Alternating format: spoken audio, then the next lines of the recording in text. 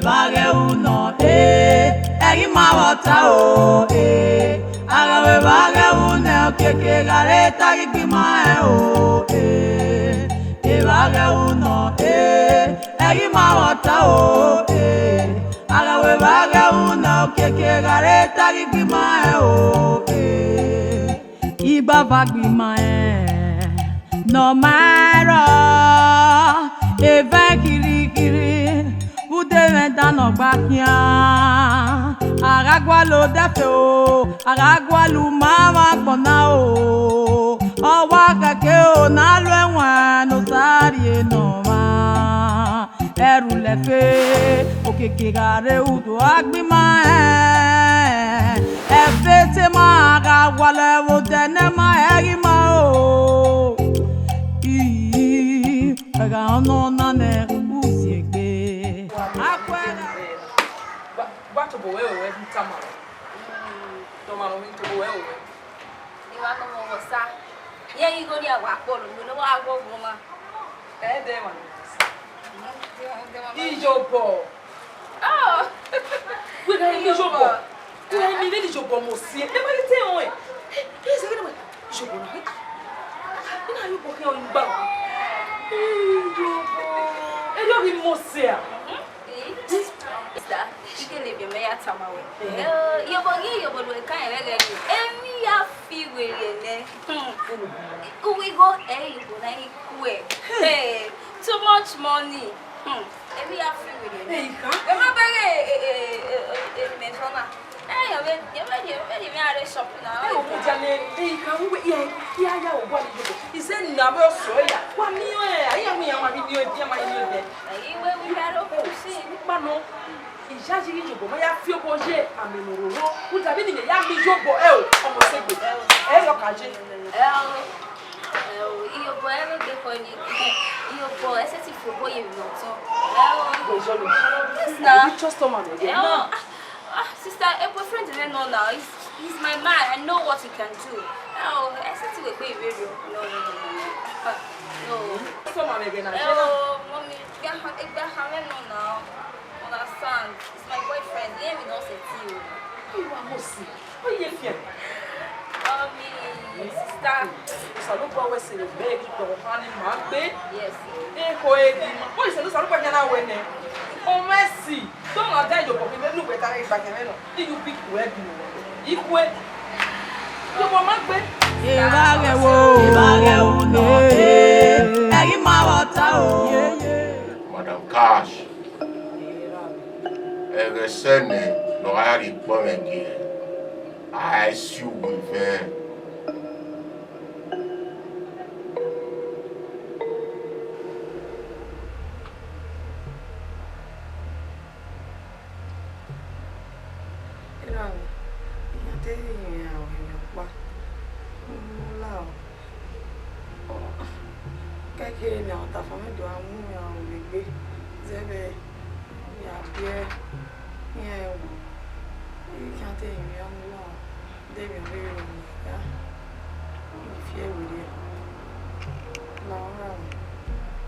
Madam Cash. We now feel yeah. What's up, Era? Isha. Where if you are banner? Where me no? I can wear Mutiajivo na Iwa Mutiaeva. Men no way. Forget Romo. Doggy video. Where you are there? Umego we no ba mo fi. La where?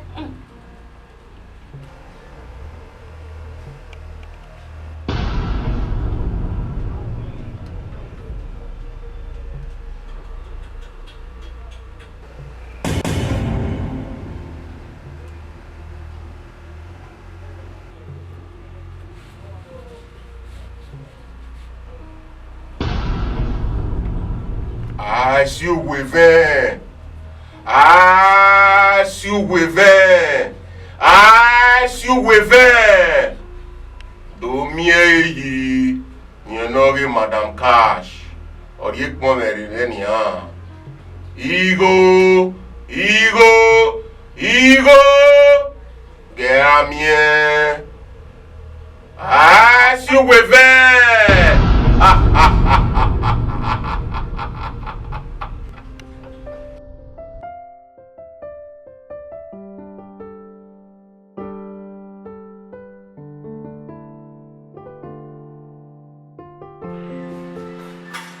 Baby! Oh my lord. How are you? Oh yeah. Excited now. Oh yeah. How are you? Alright, enjoy. I'm having I'm fine.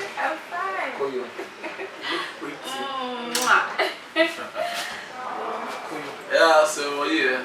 Oh yes, come on. Of course, of Yeah, course. right. Of course, why not? Why you? Yeah. Uh-huh. Alright, enjoy. How far now? We are taking Benin. The traffic is getting around there.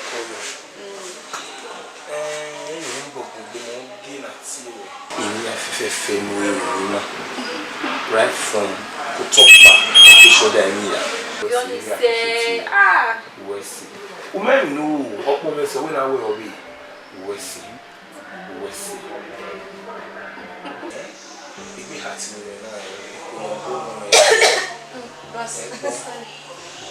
Echo, your good hearts.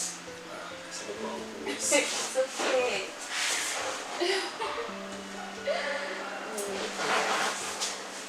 Oh well, I'm a boy. My time to go and I'll go that away. If he came in my way, and I'm not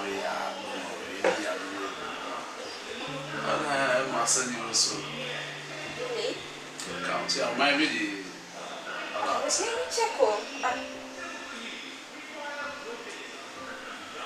What? 5 million. Calm down.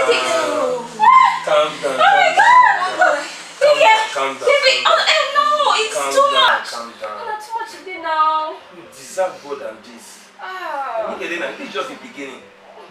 3 million readers, yeah. There was like the 2 million by Thank you deserve you, more, my baby.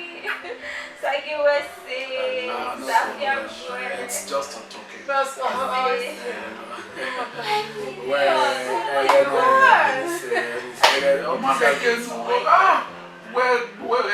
time, you deserve more than that.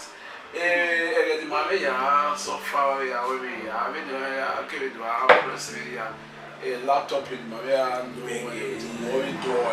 even our subscription, we're doing them all. So, with that, maybe 5 million token. That's just for your more money. In our answer.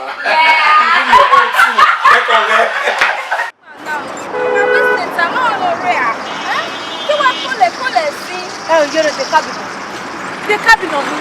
Eh? Remember how we have it? Almost we are women over. I'm not someone here will get on here. What would you go back to those? Anyway, Jaggy. Eh? You understand? No, well, Nanya, no pagai, who made it a nicky make this idea? No, I can't even go heavy going. Anyway, we hold over 5 million here in the Banana work your sending on now. Or look at me, I work it while you're not on the no way. What's your cab? What's your cab? Anyway, that made me wait. I see, mother stand. Oh, you know, I get you. I don't know where we better push up. Oh, my good one. Oh, my, when he is over, say, where? I only my good. They don't need better. Who my quit? Eh? No, I'll give me a gun. If I work out with them, do I come and come? The mace. Ask them away. Don't say, you must go and get to Kuma say, where we better push up. What's the better? Even what's happening? Eh? Okay, me now me walk by. Oh, walk eh, man, I got guy. Eh, man, another guy. What's the gate? One, you make it to me. They don't want it. Hey, I say for look where your papa you are begging.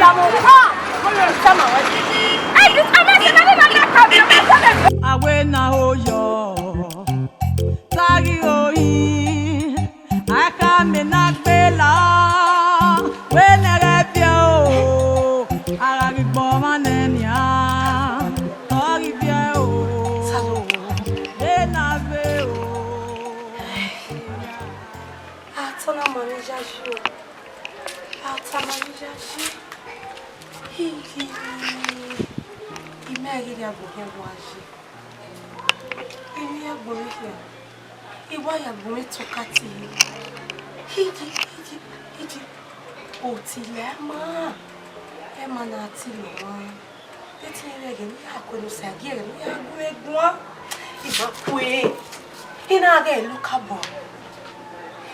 Street life in Lily where forever no.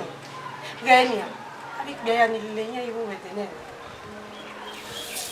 Oh, say, here, Bilonia.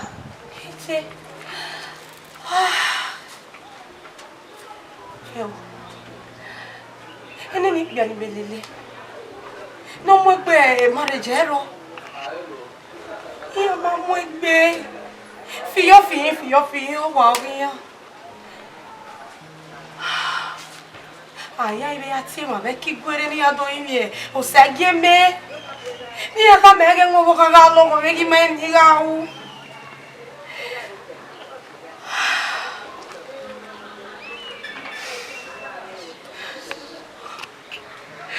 Oh, Tila, no.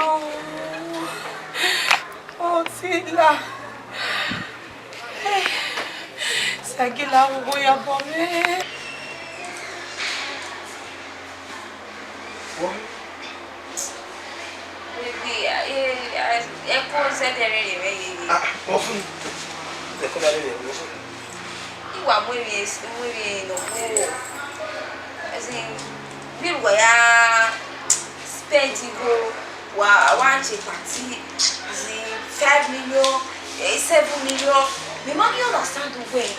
Seriously, you knew how you got this money. It was not easy. Eh? Go ahead. As even we were just flaunting it, lavishing everything just like that. Am I happy, eh? I'm not happy about it. So when you go to the villa, what can I be doing? I'm aware he no. Eh? I mean, we open no ma. I mean, not go no ma. Calm down. I just want you to calm down. So you know what I mean now. Worry. If you spend the video, I promise you. Are you sure? I promise you, baby. You spend the video. Wait, Kenya.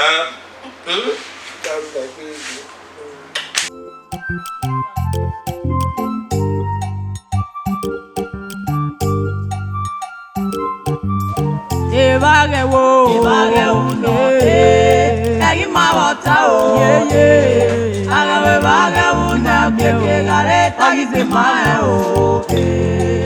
Evbagheru no, Ehimwenmaofficial TV.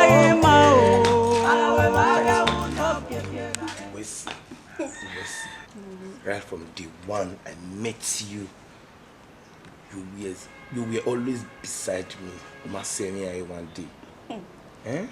Ibude no gari me we afefe no gata male igere udemata e onudi aji unu kama me dere ni nye go ami o we yire na we nigi lugo eni ara yi club ga la dia nigi lugo eni ara we ya kama but although iga hapo wana bo wa temi ma eni na ka put more effort ka boy away but you know ni kama we ya kama we e surprising na we only ya surprise you. So my love. My baby. Thank you. You were sick. I blessed the day I met you. Baby. You are the woman of my life. As I hear going next word, you will still be my wife. Oh my God. My lovely wife. I say, baby. Where am I here? Come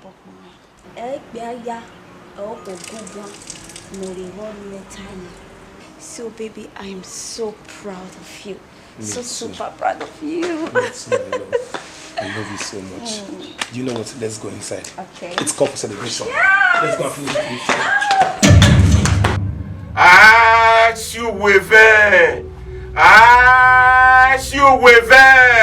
Oh yeah. Iyobo. No. Sene no ayari ipon. As you with come on, o ma no sike. Orin owese o ma nu we mo ese. Eyin egun alo. onaga Ehimwenma.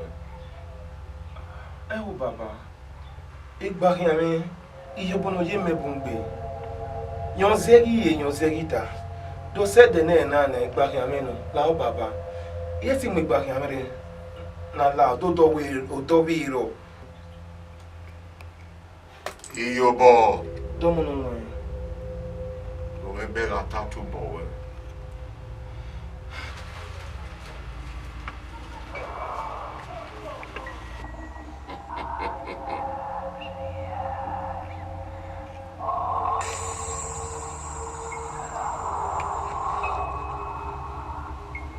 Iyobo. Oma. We are more no gado weri. Wesi baba. Osagie. Atopelo. Egesene no ado ya we pon. Asiu we ve kama we ni kama. Owo ma no si korin wese a. O ma no we mo ese. Eyin gbo lo bo we. Talk better no one. No one, he was more or money, no sick of a video, money where I want to wear more. Now, a baby no way, and you, Papa, or we no more holy. And now, me, I need you nowhere, or I talk me. Osage. Ogaou Ehimwenma Ohonofwa Nikiriri. Ehimwenma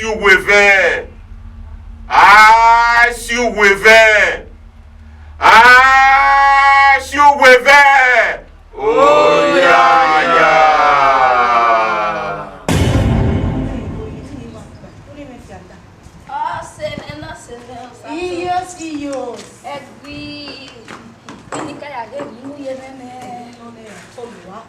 Afa. Iwaro.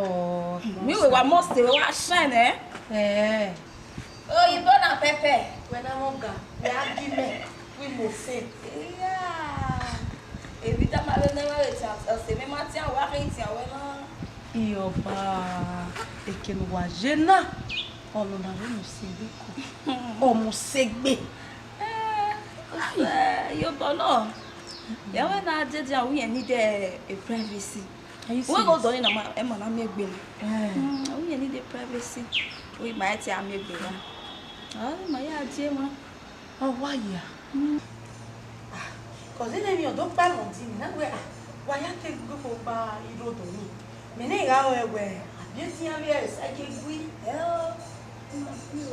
When that oga I just say you when no. Oh, say na say. But you make me sha. Oge no bi. Yawo. Veni Ehimwenma se. Veni Ehimwenma se. No go me ha me boyfriend di we yo bo. No imi osage me. No sage we egbe do go me gun ari akọ eniyan imo egbe ni. Imamia do bo. Imamia Osato. Ozugba ti ewe. We wo to bo we se me lo we na. Yes. Yes. Egene osage ya agu egun. Baby I love you. What am I? Uwe o. Roma se class we. We ka me gu me na be terion. We ba do aso papa yo me oge e ba uwe mo ba I love you are. Zero say wetin go me imi no sage. O mo ri e de yo na ni. O me gu egun. E bo friend wo gu me gu egun. No me na go le gbe ade on to gu me egun iku e. Imo egbe ni. We want to go Bosage here. Yes. Go and meet him in his house. Boy, you tell me baby, I love you. You tell my baby. Me no sato. Iya imi osage la gogo. I want to go to your boy tanse. Ami asan venyu. Idan won. Okwo mi me. O so da no sage magbe a. Amelele a. Ah, my beg, emi mani who, emi my loho. Why you? What balemi? What be you buy? I do agumenya. We mwek bene. Ah, Bena, you read the That tag. go wejo. Let me say. And then no sagi. Yeah. Me mama ko gwale yesef. Eh? And then no sagi yesef. Mama ko ese class ni. How sagi? Ai, no ya odoni. Taye yo. Okay, no here do ri me. Ewe bo kedi. Ewe bo me we bo. America. Okay, dear Nigeria person. Oh, sebeba. La Funny. Oni se. Deni ni we dog gan ni Luga taba wo here tegi. Let's go inside and eat. Oh man, you get ya me well go gbe. I say we make ke bu we wa la te. Iko mama say.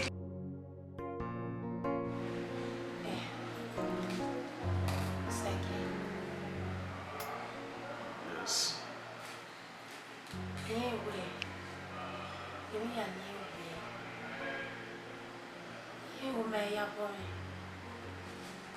Eno ya mero iwe. Ido ina. Mula obo. Mo gwa le ke wo lo. Mo ya ja pa. La o.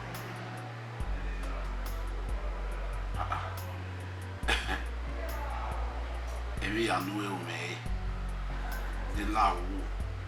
The gwadi ke wo no me ya bo. Now I hold nothing against you. Yeah, boy. The me my ya bo we ala ma na si. Emi a wo la tele. No e ma bo je ni. Ogwa mi o se wo se. Yes. So so do I boy I feel my there on it. So when I tie ani ya yo we no wa mo. Ehimwenma ma. Is it okay? You are doing me o. Ile ma na ele we. Ati lo ma bu na. No. Emi ya lili we nu ya bo na o. Even no tassi, so company wa yan go don't touch me. Okay? I go back to time. Wa yan go wa gun e ya no ta. La me o. I don't do any book come here. What do you mean? So go me go e no ta. Nu ga ta ma le. Ne ge ni. Iko yo ne.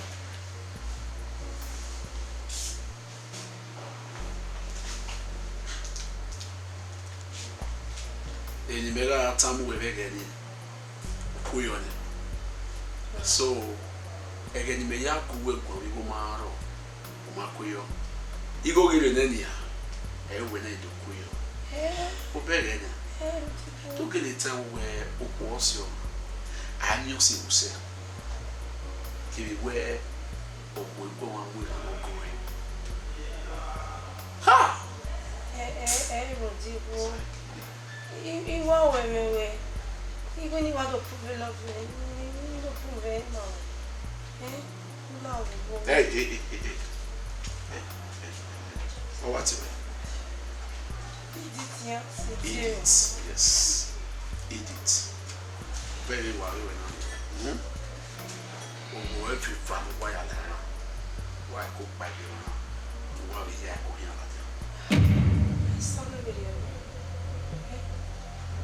Edit. Mama. You know the repeating. Mama. You will work on you every family. Yeah. Yes. Go.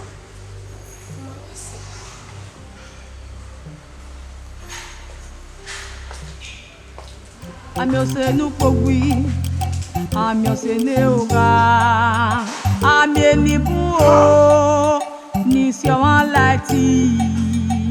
Yo, osage. Wana uwe ni ae.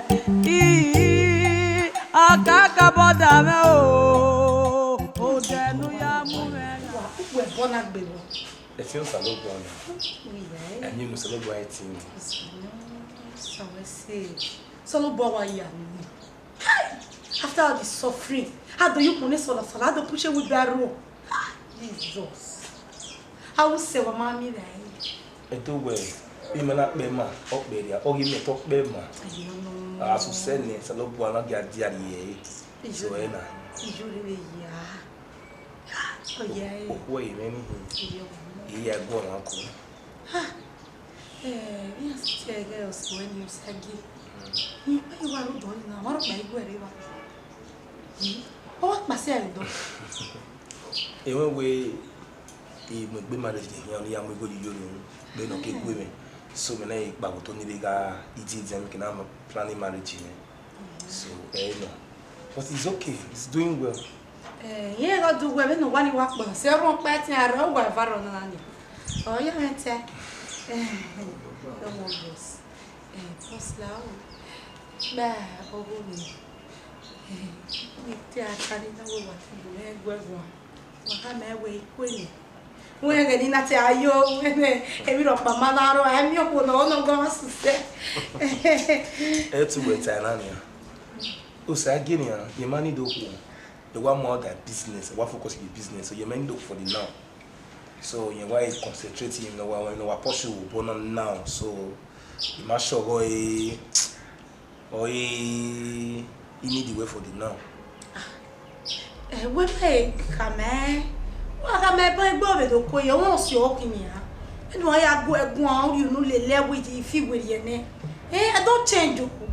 It changes never see. Yeah, we are to Saturn. We are to Saturn. Osagi, Momo. Osagi, me no gualo. Leva seba, unimo henali ni abi mo hian gwegwan, abi sugari mo ni hian gwe, Osagi gwan. We not to boy in Osagi. We not me ogu me we gwalo ni ya gwe mi. Osagi momo no. Me na ya yin Osagi. Me. Imajo. Okay, can you catch on any cake ahien? Bia me ba gwan. Ah, to gbe. We ya him here. Una ye abi me na you know chat no ko ya kegbe to so mi pu we ni mi ya yo de jogging ya ye yan tie. Una ye gbe ya gwalo Osagi. Bros la wo do e. E no ya ko ya ku. Do happy me. Dem no ba you show me e go we. Ba mo giasin. I name your pan Osagi Tamame. There's nothing. Netamame. Do I talk about? La mi say it lele weta do agbe ya wo me kero Osagi je. Ya wa. Ya ba. Talk gbe. On one carry jet from the beginning. Who walk here we battle or one or a one room. He will go a bank more in my and when I got 2 lemon I didn't go in here. You must show that they work by. You must show that they work by. Is you not working man? Ogume to say she stood by me. Come son. So fucking was a con or help one of Yenia. My boy was legatoya, my boy was leader, a boy within a bomb. I'm going to the Moati. Oh, no, you go so not way for. Let me say, well, look at the where I know who. Who am who? Huh? Your business they only know Salem who no marry your girlfriend. And I know La yet it's a law. Talk me ah, damn it, or damn it, Bologno. It can look by you to the bed or you make it a million. So make it with him. Put a boy at work or not going to away. I haven't got in any way. I want to put that matter. I haven't got in any way. I made my amigo. Una de wera cow, una de ogi le, una de yago e musage, ke wona amigo, igo we handle na nia. Every we handle na e kwe mugwe. E kwe mugwe. O tamenu. O mai ya mi ni go e bo tutu lemu do e wo. Utu lemu do e wo no riu. No gbel wa gbon. Me ni go yare e. Bo tutu lemu de, owo kan afo na so bo winya te ya wo. Ah o ade, o gbe ya gbo e. Na gbanzen, oji. Only. Amazing one.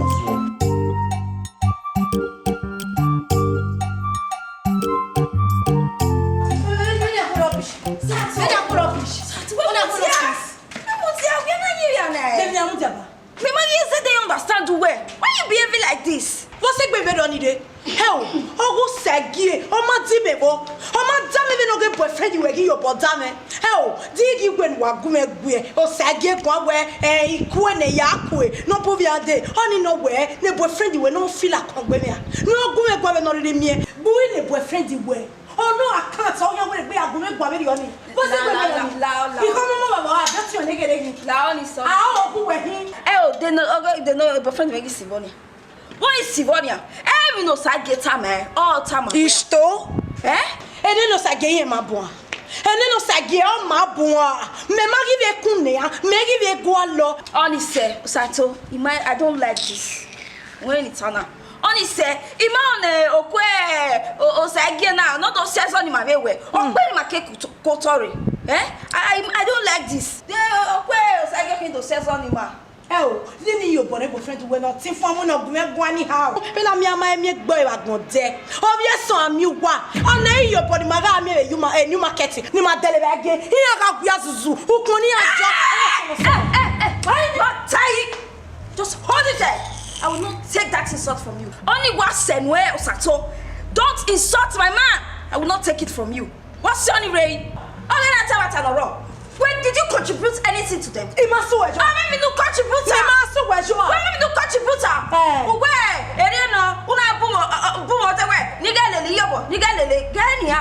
From the beginning, this guy was talking to you. All of a sudden, they don't get those giant him about Senek Bay. They don't give him about. Well, you may know what I tell you. Osato, Osanehi. And then in now way, as in you my father, oh, what's the other when it's more now, don't ever insult my man. I will not take it. When it's a man now, who go walk down, who get them, we go show them. No, Sarah said, or second, I tell you, and I make it quote. I make a quote. Please, Imao, Nemena, want to see a son in my father. Oh, what my video name? Who no sagi and any ho, he be again no. Gani Hammerway, you're a friendship in my way, and now end. What and now end? Do your own, I do my own. Go your way, not because, baby. Shut up!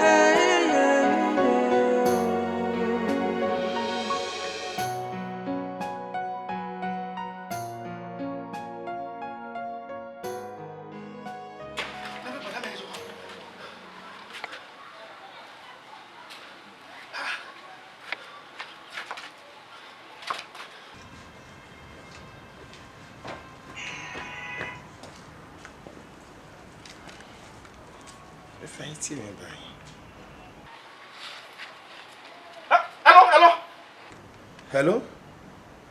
Brother, Yabo. Efe, Wasunu? Waje. Brother, there. Efe, Gumegwan, Wasunu, Gumegwan. Ijebu. Where? Ijebu, rate. Efe, Gumegwan, waka Ijebu, mẹ́rin ló sún nù bàbá wa. Bàbá wa láti ẹ̀wọ̀ ọba wa tó lòun ẹ̀. Ike wa kọ̀ ọmọ mi. Ẹ máa lápá o. Efe, Gumegwan. What a war! Wait, no, What are they?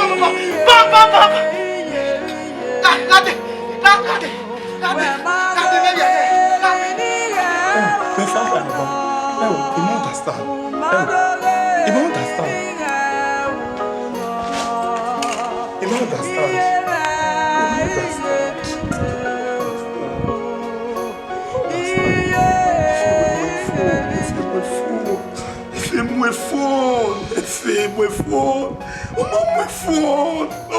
fort. Moi, son derrière, mais je pas qu'être arrivé. Moi, son derrière. Fais-moi fort. Il va où?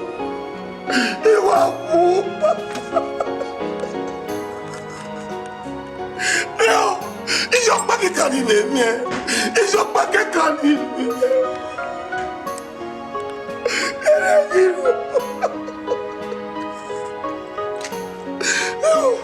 Fais la honte, non, moi fort.